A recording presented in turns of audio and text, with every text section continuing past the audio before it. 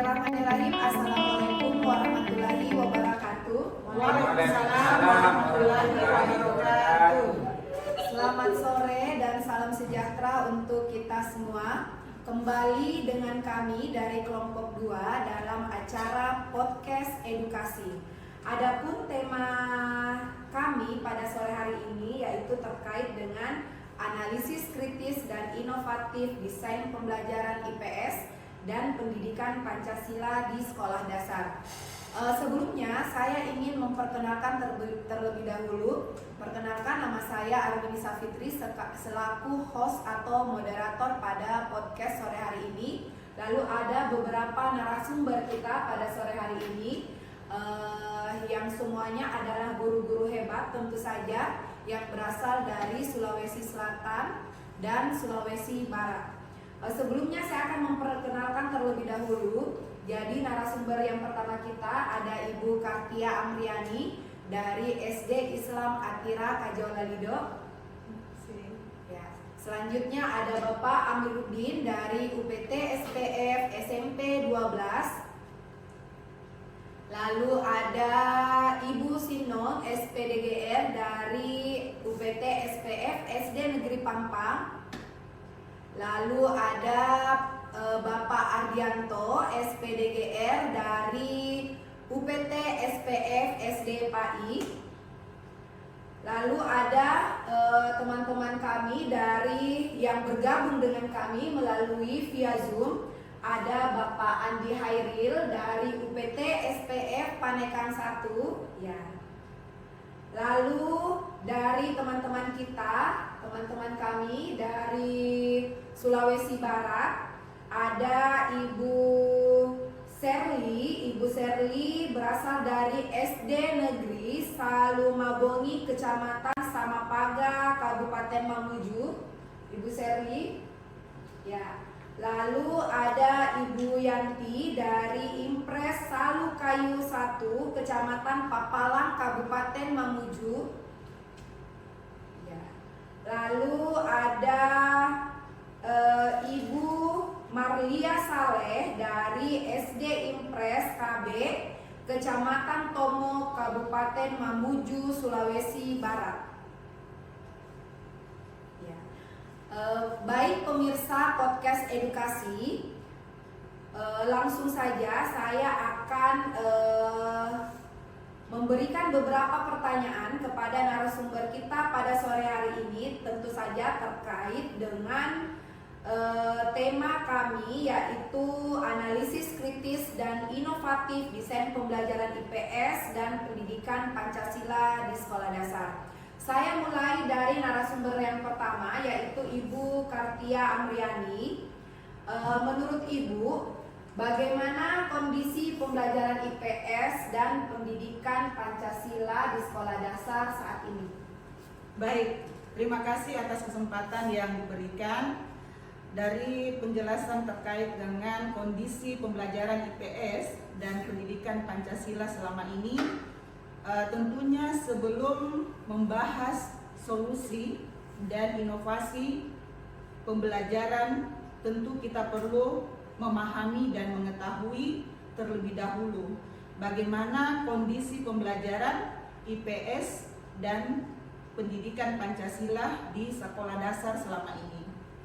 Baik, kita melihat pada kenyataannya proses pembelajaran masih banyak menggunakan pola konvensional atau pembelajaran tradisional. Dalam pola ini, guru menjaga atau menjadi pusat utama pembelajaran atau teacher center, di mana guru menjelaskan materi di depan kelas, sementara siswa hanya mendengarkan, mencatat, lalu bahkan menghafal isi dari buku pelajaran tersebut. Lalu kemudian proses pembelajaran seperti ini menyebabkan aliran informasi itu hanya berjalan satu arah, yaitu dari guru dan siswa. Siswa jarang diberi kesempatan untuk bertanya, berdiskusi, ataupun menemukan pengetahuan sendiri. Nah, akibatnya siswa menjadi pasif dan kurang terlibat secara aktif dalam proses pembelajaran. Ini tentunya menjadi catatan penting. Bagaimana mereka hanya menerima informasi yang sudah jadi tanpa memahami bagaimana konsep tersebut berkaitan dengan kehidupan nyata mereka. Selain itu, pembelajaran IPS dan pendidikan Pancasila seringkali terlalu berorientasi pada teori saja. Guru lebih fokus menyampaikan definisi, konsep, dan isi materi sesuai buku teks, dibandingkan mengajak siswa bagaimana memahami makna dari materi tersebut.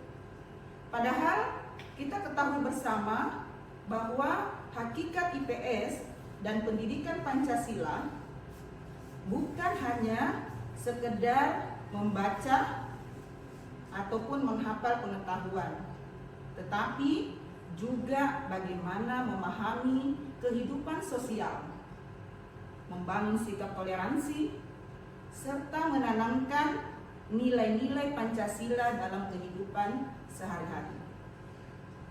Nah, tentu kondisi ini membuat kita atau membuat suasana belajar terasa kaku dan monoton.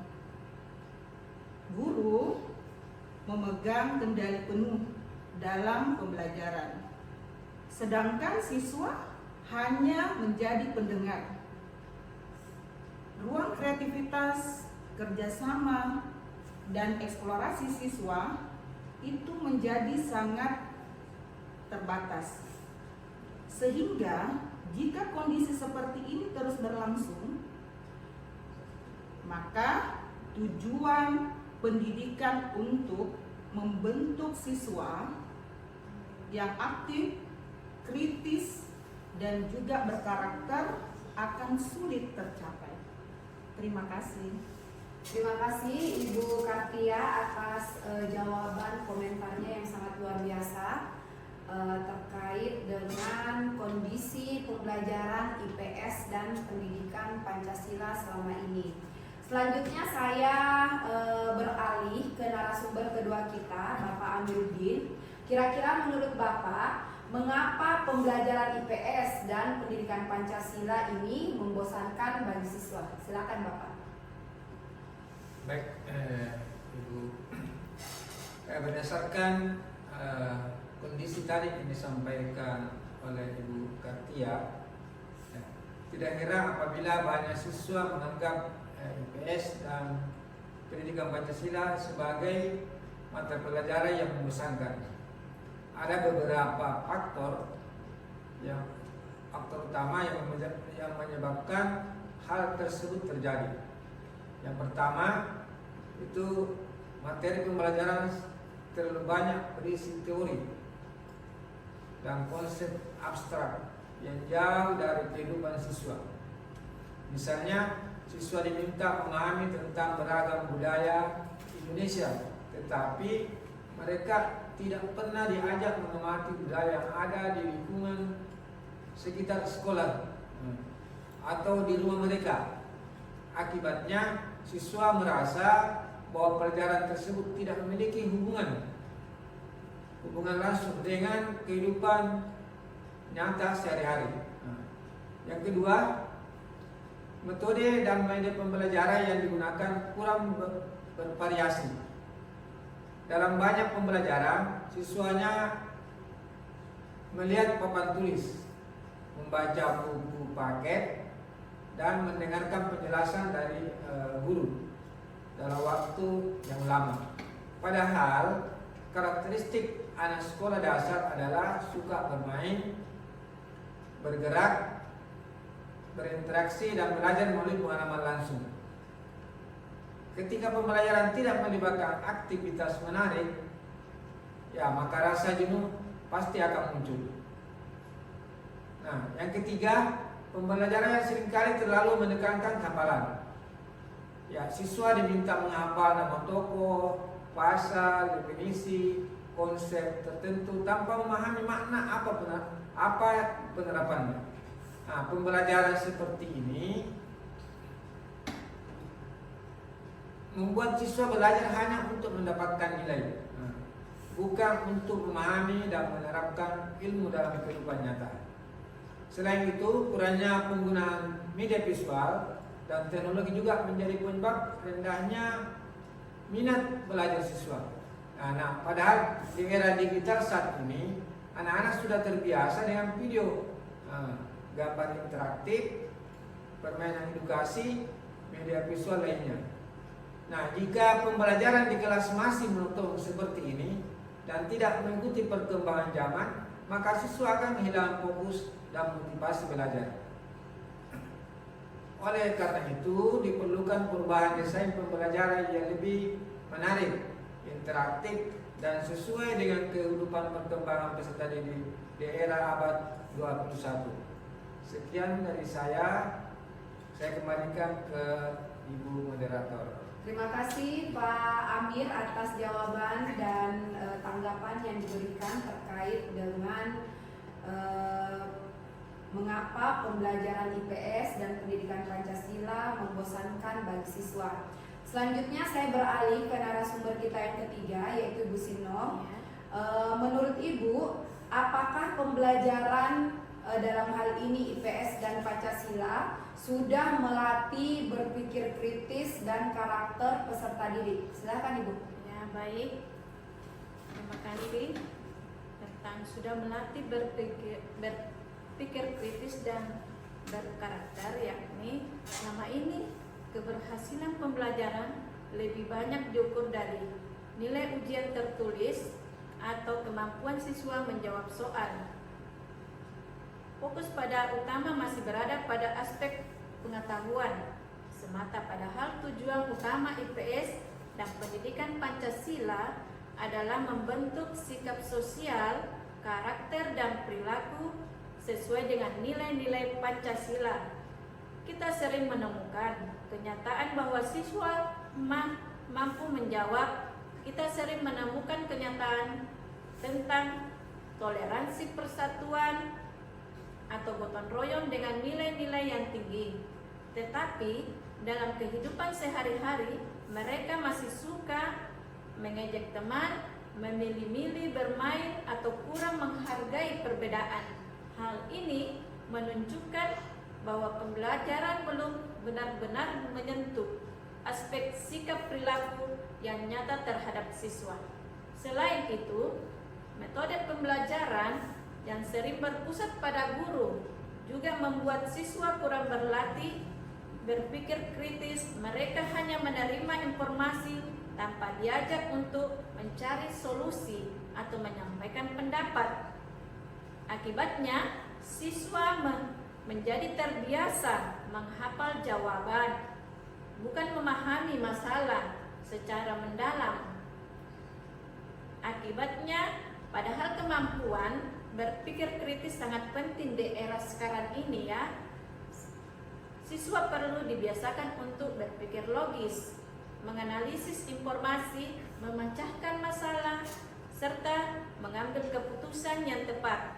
IPS dan pendidikan Pancasila seharusnya menjadi mata pelajaran yang mampu melatih siswa menjadi warga negara yang cerdas, peduli sosial, mampu menghadapi tantangan kehidupan modern ini ya.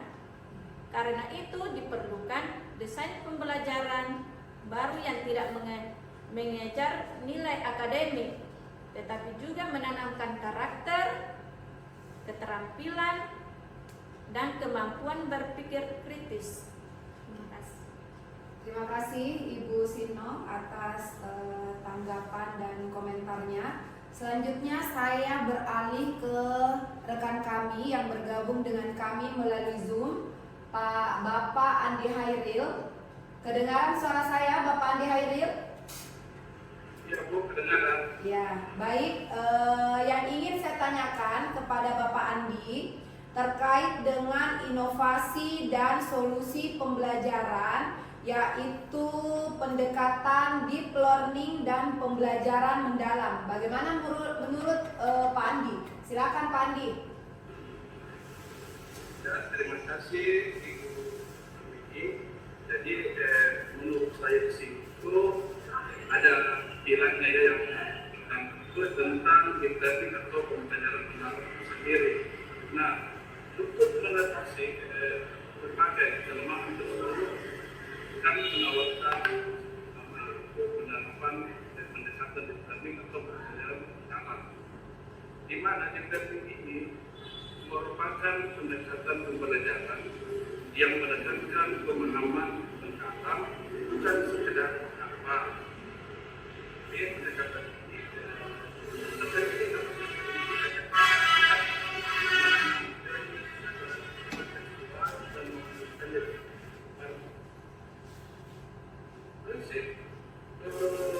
pertama dari tertingginya siswa itu menjadi subjek aktif. Utamanya dalam pembelajaran nantinya siswa tidak hanya menerima informasi dari guru, tapi berfungsi sebagai fasilitator yang membimbing proses belajar siswa. Prinsip keduanya adalah relevansi kontekstual. Materi pembelajaran harus dikaitkan dengan pengalaman hidup siswa, lingkungan sekitar, budaya lokal, dan fenomena sosial yang tentunya nyata ya, yang real. Misalnya saat mempelajari keberagaman budaya, siswa ini dapat meminta mengamati tradisi yang ada di lingkungan tempat tinggal mereka. Terus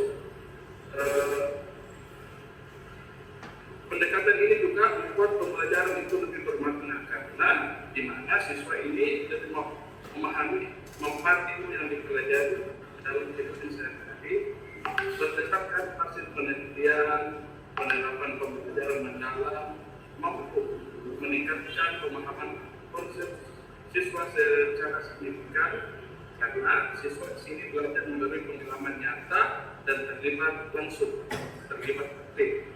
Nah, dengan demikian, implementasi ini sangat cocok diterapkan dalam pembelajaran IPS dan pendidikan Pancasila karena mampu membentuk pemahaman yang kuat, berpikir kritis dan karakter sosial siswa. Jadi seperti itu Ibu. Terima kasih. Terima kasih Pak Andi Hairil yang walaupun bergabung dengan kami pada saat ini melalui via Zoom tapi tidak menghambat, jadi jaringannya baik dalam menjawab pertanyaan yang kami berikan. Selanjutnya Ibu Maria Saleh. Ya. Adapun pertanyaan saya, Ibu Maria, kedengaran suara saya? Ya, kedengaran Ibu. Ya. Baik Ibu Maria, yang ingin saya tanyakan di sini yaitu terkait dengan model pembelajaran problem Based Learning atau PBL di dalam pembelajaran IPS dan pendidikan Pancasila. Bagaimana menurut Ibu model pembelajaran PBL ini? Silakan Ibu Maria. Ya baik Ibu. Jadi selain konsep deep learning atau pembelajaran mendalam, ada yang model pembelajaran problem based learning. Model pembelajaran problem based learning ini merupakan pendekatan pembelajaran yang menjadikan permasalahan nyata sebagai titik awal dalam proses belajar. Nah, melalui model ini siswa diajak untuk menyelidiki suatu masalah, berdiskusi, mencari solusi, serta menyimpulkan hasil pembelajaran baik secara individu maupun kelompok. Nah, tema pembelajaran yang kami angkat adalah Jejak Persatuan di Lingkunganku. Tema ini dipilih karena dekat dengan kehidupan sehari-hari siswa dan sejalan dengan tujuan pembelajaran pendidikan Pancasila. Pada tahap awal, guru memberikan permasalahan sederhana yang terkait dengan kehidupan sosial siswa, misalnya tentang cara cara menjaga kerukunan di lingkungan yang memiliki perbedaan suku, agama, maupun kebiasaan. Nah, dari permasalahan tersebut, siswa diminta untuk melakukan pengamatan di lingkungan sekolah ataupun rumah. Selanjutnya, siswa berkumpul dalam kelompok kecil untuk menemukan contoh kerjasama, toleransi, dan persatuan yang ada di masyarakat. Selain itu, mereka menyusun laporan sederhana dan mempresentasikan hasil diskusinya di depan kelas. Nah, melalui proses tersebut, siswa tidak hanya mempelajari teori tentang persatuan, tetapi juga dapat memahami penerapannya secara langsung dalam kehidupan sehari-hari. Mereka belajar menghargai perbedaan, bekerja sama dengan orang lain, serta memecahkan masalah sosial secara nyata. Selain itu, model problem-based learning ini juga mampu melatih kemampuan berpikir kritis siswa karena mereka terbiasa menganalisis masalah dan mencari solusi yang tepat. Nah, kemampuan komunikasi, kerjasama, dan rasa percaya diri siswa pun ikut berkembang dengan baik. Terima kasih. Terima kasih Ibu Marlia atas tanggapan atau komentarnya terkait dengan model pembelajaran problem based learning atau PBL. Selanjutnya saya melangkah ke narasumber kita yang keenam, yaitu Pak Ardianto, terkait dengan inovasi yang ketiga, yaitu penerapan joyful learning dan integrasi media digital. Silakan Pak Ardi. Baik, terima kasih Bu. Jadi, selain penerapan deep learning dan problem based learning, inovasi yang ketiga yang kami tawarkan adalah penerapan joyful learning atau pembelajaran yang menyenangkan yang dipadukan dengan penggunaan media digital dan teknologi interaktif.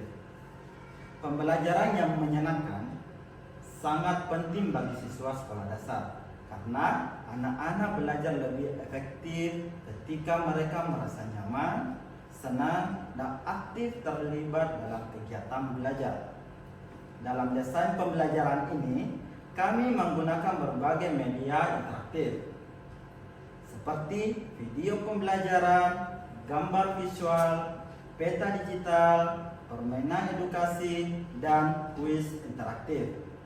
Media tersebut membantu siswa memahami konsep abstrak menjadi lebih konkret dan menarik. Selain itu, kami juga menerapkan gamifikasi pembelajaran menggunakan aplikasi seperti Wordwall, Kahoot, dan Quizizz. Kegiatan kuis interaktif berbagai terbukti mampu meningkatkan antusiasme dan fokus siswa karena pembelajaran serasa seperti bermain sambil belajar. Kami juga menambahkan aktivitas kolaboratif seperti membuat poster, keberagaman, proyek kelompok, bermain peran, dan presentasi sederhana. Aktivitas tersebut membuat siswa lebih aktif berinteraksi dan bekerja sama dengan teman-temannya. Dengan pembelajaran yang variatif dan menyenangkan, siswa menjadi lebih semangat untuk belajar, tidak mudah untuk bosan, dan lebih mudah memahami materi. Selain itu, penggunaan media digital juga membantu melatih keterampilan literasi digital siswa sejak dini. Mungkin itu saja Ibu. Terima kasih Pak Ardianto. Jawaban atau tanggapannya terkait penerapan joyful learning dan interaksi media digital. Selanjutnya narasumber kita berikutnya yaitu Ibu Yanti. Apakah suara saya kedengaran Ibu Yanti? Terdengar Ibu. Ya, baik. Yang ingin saya tanyakan di sini kepada Ibu Yanti yaitu terkait dengan integrasi karakter dan literasi digital abad ke-21. Bagaimana pendapat Ibu terkait dengan hal-hal tersebut? Silakan Ibu Yanti. Ya, baik, terima kasih Ibu. Sebagai penutup bagian solusi, kami menekankan pentingnya integrasi pendidikan karakter dan literasi digital dalam pembelajaran IPS dan pendidikan Pancasila. Di era digital saat ini, siswa hidup di tengah perkembangan teknologi dan arus informasi yang sangat cepat. Oleh karena itu, pembelajaran tidak hanya fokus pada pengetahuan akademik, tetapi juga membekali siswa dengan kemampuan menggunakan teknologi digital. Terima kasih. Baik, saya kembalikan ke Ibu Moderator. Terima kasih Ibu Yanti atas jawabannya. Selanjutnya narasumber kita yang terakhir, Ibu Sherly, apakah ada yang ingin ditambahkan terkait dengan integrasi karakter dan literasi digital abad ke-21? Silakan Ibu Sherly. Ya, terima kasih Ibu Arwini selaku moderator hari ini. Betul sekali yang dikatakan oleh narasumber sebelumnya tadi, bahwa integrasi karakter dan literasi digital itu merupakan fondasi penting di abad ke-21, dan ini memastikan penguasaan teknologi diimbangi dengan etika, empati, dan tanggung jawab, sehingga dalam desain pembelajaran kami siswa diajarkan etika digital, cara menyaring informasi yang benar, menghargai orang lain di media sosial, dan menggunakan teknologi untuk hal-hal yang positif, di mana nilai-nilai seperti toleransi, sopan santun, dan tanggung jawab, serta menghargai perbedaan juga diterapkan dalam dunia digital. Sehingga hal ini sangat penting agar siswa tidak mudah terpengaruh informasi palsu, ujaran kebencian, maupun perilaku negatif di internet. Dengan demikian, siswa dapat tumbuh menjadi generasi yang cerdas secara akademik, mampu menggunakan teknologi dengan baik, dan tetap memiliki karakter yang kuat sesuai nilai-nilai Pancasila. Sehingga integrasi karakter dan literasi digital ini adalah menjadi langkah penting untuk mempersiapkan siswa menghadapi tantangan abad ke-21. Mungkin itu Ibu, terima kasih banyak. Saya kembalikan ke Ibu Arwini selaku host hari ini. Terima kasih. Terima kasih Ibu Sherly atas tambahan tanggapan atau komentar yang diberikan. Baik pemirsa podcast edukasi yang sempat bergabung pada hari ini, dari semua keseluruhan apa yang dikatakan oleh narasumber kita pada sore hari ini, dapat saya ambil kesimpulan bahwa pembelajaran IPS dan pendidikan Pancasila di sekolah dasar masih menghadapi berbagai tantangan, terutama pembelajaran yang terlalu berpusat pada guru, kurang relevan dengan kehidupan nyata, dan belum maksimal dalam melatih berpikir kritis serta pembentukan karakter siswa.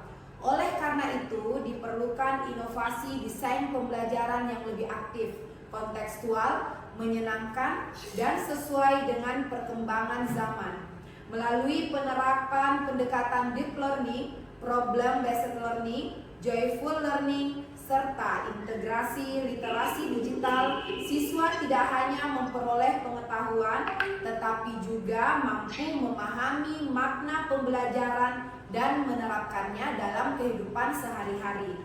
Peran guru juga perlu berubah dari sekedar penyampai materi menjadi fasilitator dan pembimbing yang membantu siswa membangun pengetahuan sendiri. Dengan pembelajaran aktif dan bermakna, siswa akan lebih mudah memahami nilai persatuan, toleransi, kerjasama, dan tanggung jawab sosial. Kami percaya bahwa desain pembelajaran ini sangat relevan untuk diterapkan di sekolah dasar karena mampu meningkatkan kualitas pembelajaran, membentuk karakter siswa, serta mempersiapkan generasi muda yang kritis, kreatif, berkarakter, dan mampu menghadapi tantangan abad ke-21. Demikian podcast kita pada sore hari ini. Saya ucapkan terima kasih kepada semua narasumber, baik yang sudah bergabung dalam secara offline dan teman-teman yang bergabung secara online. Saya ucapkan terima kasih. Semoga apa yang narasumber kami sampaikan tadi dapat memberikan manfaat bagi saya pribadi khususnya, dan teman-teman guru yang sempat melihat podcast kami pada sore hari ini. Demikian saya akhiri. Billahi fisabilillah. Wassalamualaikum